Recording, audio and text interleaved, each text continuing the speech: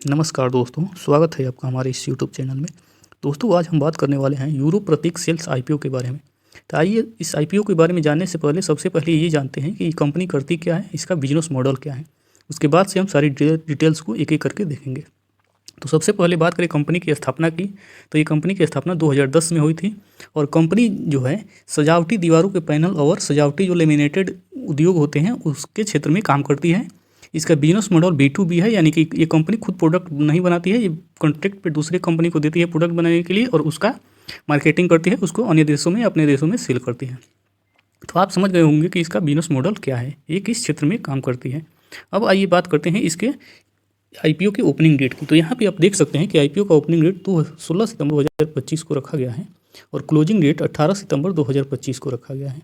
इस आईपीओ का अलॉटमेंट 19 सितंबर 2025 को रखा गया है और लिस्टिंग का डेट 23 सितंबर 2025 को है।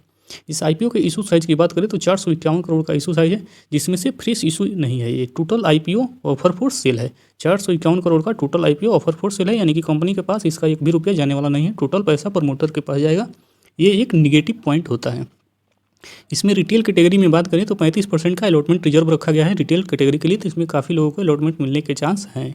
इसका फेस वैल्यू ₹1 का है, जिसमें कि आगे फ्यूचर में कभी भी आपको आईपीओ ये स्प्लिट होते हुए नहीं देखने को मिलेगा। अब बात करते हैं इसके लॉट साइज़ की। तो इसका 60 शेयर का एक लॉट साइज रखा गया है और प्राइस बैंड 235 से ₹247 का प्राइस बैंड रखा गया है, जिसमें से कि अलॉटमेंट हमेशा ही आपको ₹247 अपर प्राइस बैंड पे ही मिलेगा। इसके डेट टू इक्विटी रेशियो की बात करें तो 0.01 है, जो कि काफ़ी शानदार डेट टू इक्विटी रेशियो है। काफ़ी न के बराबर इस कंपनी पे कर्ज है। इसके आरओई की बात करें तो 39.18 है, जो कि ये भी काफ़ी शानदार आरओई है इसका कंपनी का। पी रेशियो की बात करें तो 33 है, जो कि ये भी एवरेज पी रेशियो है। वैल्यूएशन उतना महंगा भी नहीं है और सस्ता भी नहीं, एवरेज है, ठीक ठाक है। अब इसके रेवेन्यू की बात करते हैं तो आपको 3 साल का रेवेन्यू दिया गया है। यहाँ पे आप देख सकते हैं कि कंपनी का 2023 का रेवेन्यू 268 करोड़ का है, 2024 में 230 करोड़ का और 2025 में 291 करोड़ का रेवेन्यू है। तो रेवेन्यू में उतना शानदार तो इंक्रीज नहीं देखने को मिल रहा है, लेकिन फिर भी ठीक ठाक इंक्रीज है। 2024 में थोड़ा सा डिप हुआ है, लेकिन 2025 में फिर से मेंटेन किया है। अब इसके प्रॉफिट आफ्टर टैक्स की बात करते हैं कि कंपनी कितना प्रॉफिट कमा रही है। तो 2023 में कंपनी ने 59 करोड़ का प्रॉफिट कमाया था, 2024 में 62 करोड़ और 2025 में 76 करोड़ का प्रॉफिट कमा रही है।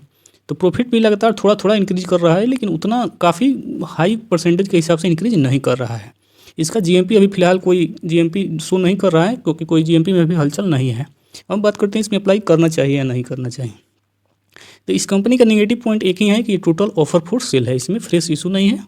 बाकी सारी चीज़ें ठीक ठाक हैं। यहाँ पे आप रेवेन्यू इसका उतना शानदार तरीके से ग्रो नहीं कर रहा है, ये एक नेगेटिव पॉइंट है। और प्रॉफिट भी उतना शानदार तरीके से नहीं बढ़ रहा है, ये एक नेगेटिव पॉइंट है।